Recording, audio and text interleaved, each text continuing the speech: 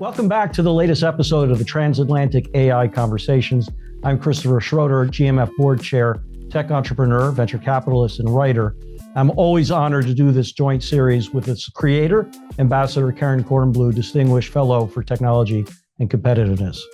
In our commitment at GMF to ever building greater transatlantic engagement, convening and action in a very new era in the world, we believe the intersection of policy, democracy, advocacy, business, and technology has never been more essential. As one of our previous speakers just noted last week, even in the realm of traditional war and conflict, information technology is now part of the essence of war and any effort to support democratic values and rule of law.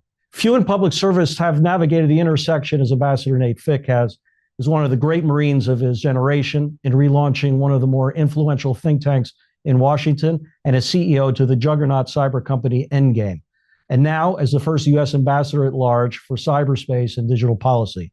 To this day, and each year, I give away literally dozens of his award-winning and New York Times best-selling memoir of his service, One Bullet Away, one of the best reminders of humility and leadership in unpredictable times. Nate, thanks so much for being with us. Chris, Karen, it's great to be with you. Thank you. I wonder, with that introduction, in a way, if you could set us a little bit in this new job, Nate, because you really do bring to bear expertise in the private sector and the public sector, in technology and business, and these crucial issues. What have you learned in this role about that intersection? I think we are in the early phases here of a different era of international relations, where the world's not only going to be more multipolar, Chris, but technopolar or multi-stakeholder, where technology companies are going to have the kind of scale and capability to function almost as state actors. And so what it means, in my view, is we're going to need a generation of business leaders who are public-minded, who actually are capable of seeing beyond quarterly profit and recognize some larger role in the world. And at the same time, we're going to need people in government who have not only some technical fluency, but maybe more importantly, have commercial sensibility, who understand what workable deals and partnerships look like between business and the private sector. What have you learned in bringing these constituents in a way together in terms of really getting them not only to understand that sort of at a broad level, but to speak a similar language? I think often we find that folks within the silo of what they do have a sort of a language and a series of incentives. And in a way, you're pushing us and the world is pushing us to really try to understand each other early on. And what have you learned in that? Yeah, the world's pushing us, certainly. And I would say that if there's a silver lining to the very dark cloud of Russia's further invasion of Ukraine, it's that it really forced closer cooperation between the U.S. government, the Ukrainian government, NATO, and a bunch of technology companies in some key areas, in migrating the Ukrainian government enterprise to the cloud so that their government could continue to function, in providing widespread distributed satellite communications across Ukraine, in tightening up a threat intelligence feedback sharing loop among those entities in order to blunt Russian cyber attacks in Ukraine. Exigency, urgency, knocked down a bunch of the barriers. It smoothed over a fair amount of the mistrust. And it actually has given us a good news story that we can build on. You know, I think it's interesting, obviously looming in this entire conversation, and in many ways, the biggest difference in the world today, if we had this conversation 5 years ago, is China. I think some of your and my sisters and brothers in Silicon Valley, even here in Washington, think that at the end of the day, that sort of our more open approach, our more experimental approach will always stand tall against a more centrally planned approach to technology and innovation. But the fact is, if we're looking at AI or quantum computing or bioengineering, I get pretty nervous by what I see coming from China. How are you viewing that? How are you seeing that overall?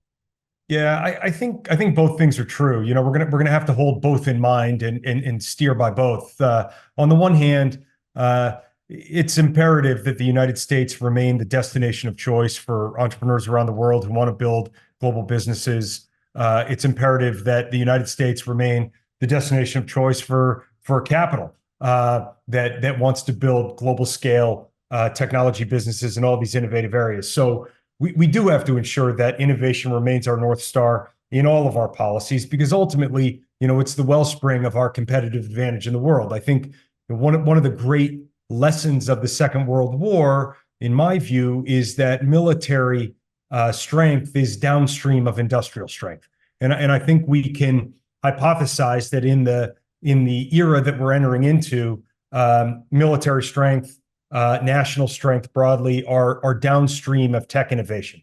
At the same time, I think we have to have a certain degree of humility and recognize that our adversaries, our competitors, are capable, motivated, smart, innovative, have resources, and they want to win in a lot of these key technology areas. So that's why there are a whole host of other things that we need to do. Realigning global supply chains, export controls on some of the highest end, most sensitive technologies, et cetera. It's interesting, Nate, you've done something which I think 6 months ago, a lot of us thought would have been almost impossible, which is you actually sat down with the Chinese and to talk about some of these technical issues. And I wonder, one, if you could just share with us, what is that like to sort of sit down in these areas where sometimes it's hard to find, even talk about possible middle ground. And at the same time, you know this better than almost anyone, in cybersecurity and elsewhere, China's penetrated us. Like they're doing things which are actively, proactively, not in the interests, I think, of US and Europe.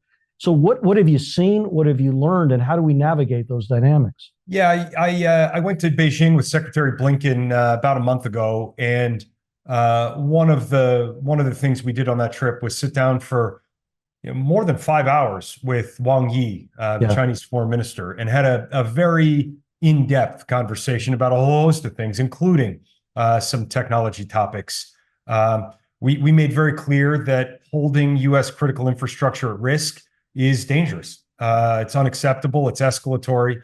It has to stop. It's not in keeping with the norms of responsible state behavior in cyberspace that the Chinese have signed up to.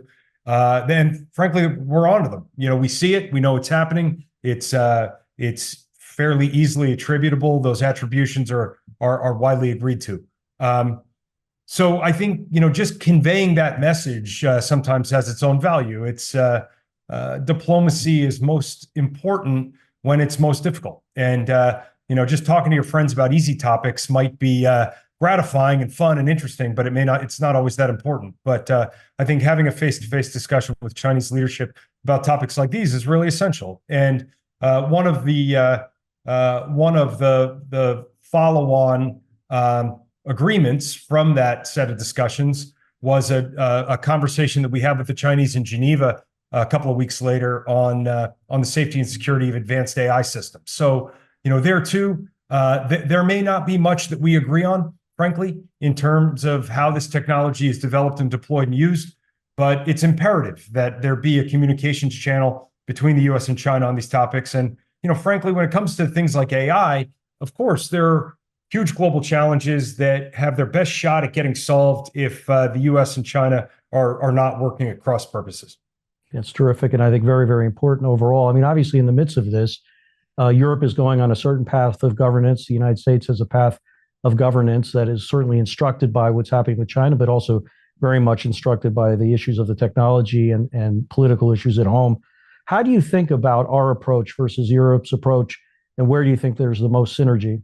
So, Chris, I mean, as you know, I built and sold 2 technology businesses to European buyers. So I have a deeply held, highly personal, vested, visceral interest in a vibrant European tech ecosystem. I think it's essential to the stability and prosperity of free societies in the century ahead. We need Silicon Valley-like innovative ecosystems, not only in these nodes in the United States, but we need them in cities across Europe and in other parts of the world.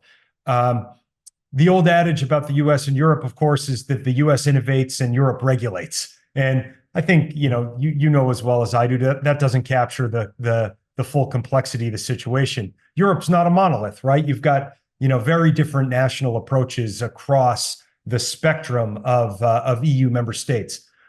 Broadly speaking, though, I think what we're trying to do is be advocates for closer alignment between the United States and Europe on tech topics across the board, on standards, on regulation, on interoperability, and in making sure that we have these kind of mutually reinforcing tech ecosystems and a shared approach. Because if we're arguing with each other, fighting about corner cases, we're missing the bigger game that affects us both.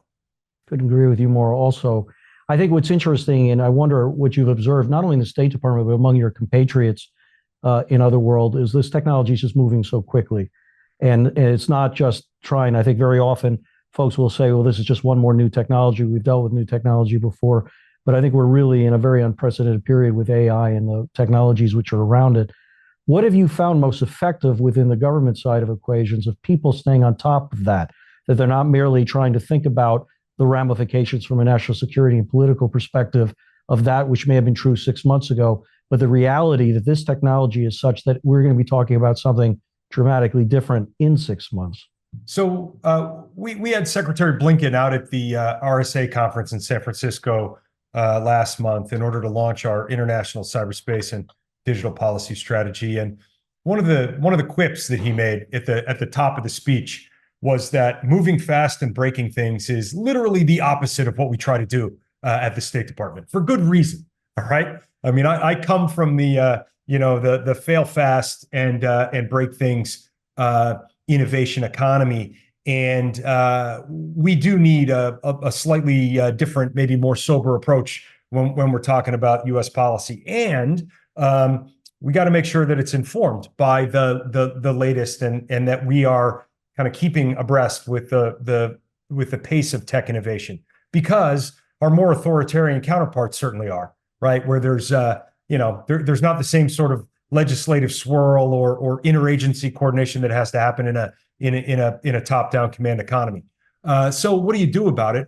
I think we're trying to do a handful of things. The Congress gave me 25 accepted hiring authorities, the ability to do an end run really around the normal long and mechanistic hiring process in government in order to bring people from the private sector in and bring them in fast. And we've brought people from big technology companies, small technology companies, investment firms, journalism, think tanks, in order to try to maintain kind of currency of thought. And I don't expect those people to stay for 3 years even, or 5, certainly 10. I want them to stay for a couple of years and then go back to what they're doing, and we'll be able to refresh that. We have a foreign affairs policy board, an advisory body for the secretary that includes some really top-notch innovators. And then, we try to hold convenings whenever we can to get either me or the secretary or other leaders in the department in front of people for, off the record, real conversations about what's going on, and to pressure test our policy approaches and make sure they make sense. It's a good follow-up. Yeah. Thanks so much for doing this and for sharing your incredibly important thoughts about how foundational tech and innovation are. I know we here believe that tech is foreign policy, and was really gratified to see not only the creation of your job and your incredible leadership, but also what you just talked about, the launch of this new strategy, the International Cyberspace and Digital Policy Strategy. And one of the things that you stress in that strategy is digital solidarity. And I'd love it if you could talk to us a little bit about that. What does it look like in practice? And what were you trying to do with this concept? In the last several years, there's been afoot in the world in different places a movement around digital sovereignty. The idea that a state can go it alone in these technology areas, and our view is that is a seductive mirage. That, of course, every government has duties of sovereignty, of strategic autonomy to its citizens. We get that. But in these key technology areas, with allies and partners with whom we share, fundamental values and worldviews, we are so much stronger if we go it together. And we simply must make the case to our allies and partners that sovereignty in these things takes us down a very dangerous path. And even in the United States, where we have the largest and most vibrant tech innovation ecosystem in the world, we are the home to most of the world's hyperscale technology businesses. We do not seek to go it alone. It is much stronger The United States is much stronger and more resilient if we have close allies and partners. And so that means, again, aligning regulatory approaches, harmonization to the greatest possible degree on standards, coordinated R&D, and making sure that we are working together to develop, deploy, govern these technologies. Now, we want the biggest possible tent. This is not an exclusive club. The affirmative vision piece of the strategy is that the door is open to anyone, regardless of geography or history or background, if they subscribe to these basic rights respecting principles. One of the things that you're trying to accomplish with this, as you said, is convincing allies and others to have a shared approach. And part of that means not to use communications technology and software that's insecure, that is coming from autocratic countries and has capabilities that can be harmful to the countries in question, as well as to the system. So we're talking about undersea cables and data storage, cloud computing supplies. How difficult is that? What are the arguments to the countries that you're trying to persuade? And what's the pushback there? Why is it such a multi-year endeavor? I'll give you a concrete example, Karen. But first, at the level of principle, three of the big ideas in the strategy are, and we've touched on two of them. One is digital solidarity, this kind of collective approach. The second is the affirmative vision, the idea that it's incumbent upon us to articulate a positive, compelling, attractive vision that others can join. But third is this full ecosystem approach. And the last time the U.S. released an international cyber strategy was more than a decade ago, and it focused very narrowly on cybersecurity as we would have defined it at that time. But now the approach really is, we say from cables to cloud. It's undersea cable, data centers, communication satellites, wireless networks. And the concrete example that I can give you about the importance of untrusted vendors and what a successful campaign here can look like is actually right in our own hemisphere. It's Costa Rica. So Costa Rica, of course, doesn't have an army. And so that renders Costa Rica in some ways vulnerable. And Costa Rica was subject to a really terrible ransomware attack almost 2 years ago by the Russian-affiliated Conti ransomware group. And it took down things like their national healthcare system and a bunch of hospitals. And 80,000 medical appointments got rescheduled, surgeries delayed. The Costa Rican government claims that people died. So that was the genesis of this. The United States came in quickly with cybersecurity assistance to our partners in Costa Rica.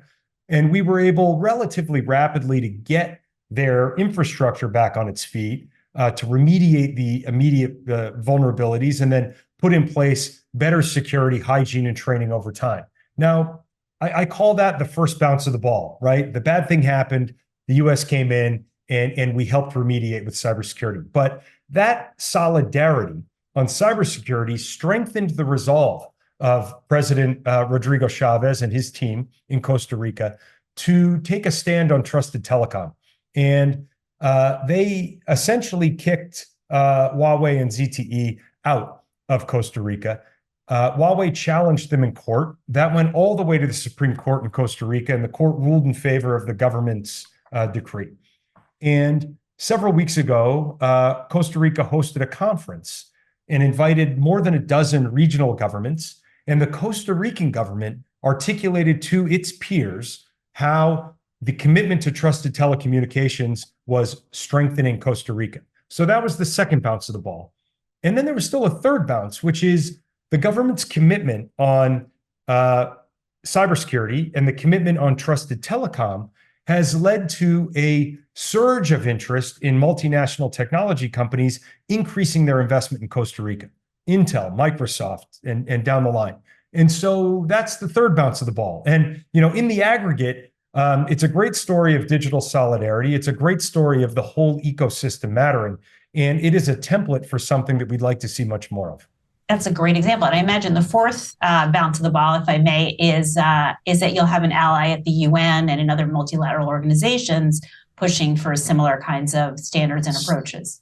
So thank you. Yes, I think that's absolutely right. And as you well know from your time at the State Department, these multilateral bodies are where so much of this gets decided. And having the United States alone advocating for a point of view is sometimes a necessary start, but it's rarely an effective finish, right? And we need a diverse set of partners around the world to kind of take up the call. And everything from the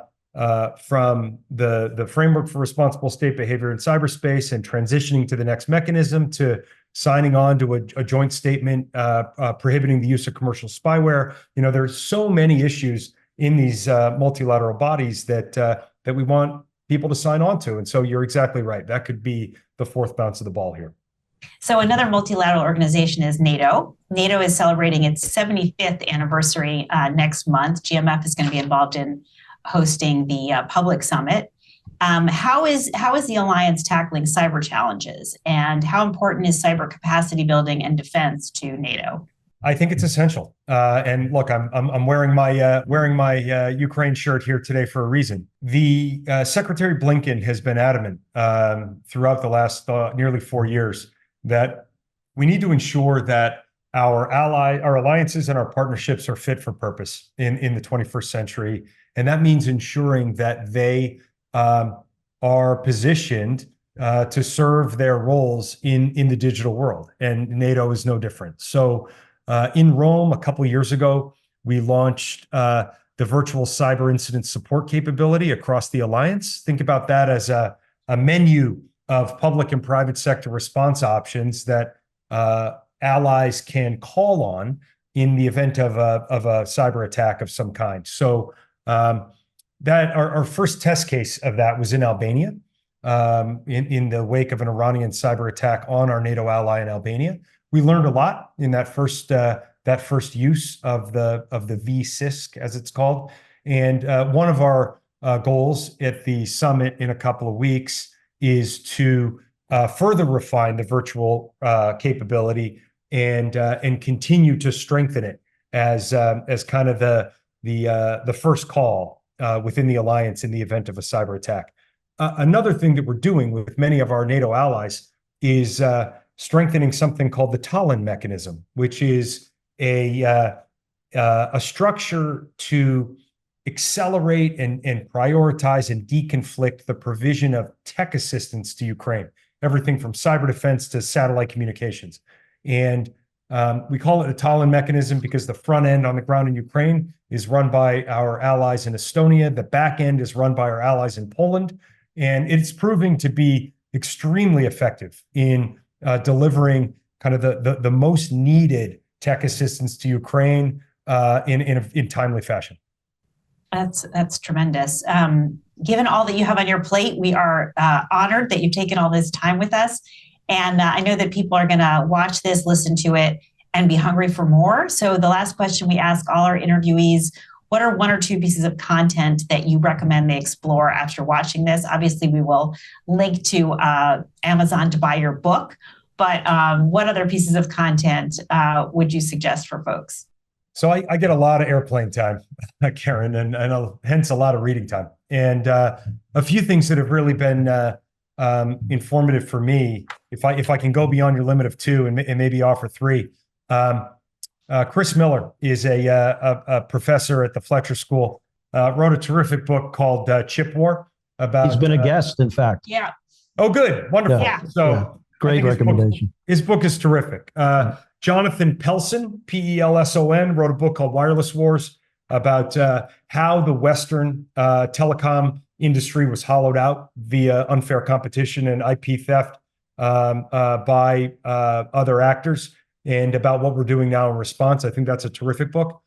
And two favorites, maybe more broadly, on U.S. foreign policy and diplomacy are Bob Zellick's History, America in the World, History of U.S. Foreign Policy. It's really terrific, and I would read anything Bob writes avidly. And then Bill Burns, the CIA director, before going back into government, wrote a terrific book about American diplomacy called The Back Channel. And altogether, that's probably more than 1,000 pages of reading, so that'll keep people busy for a while.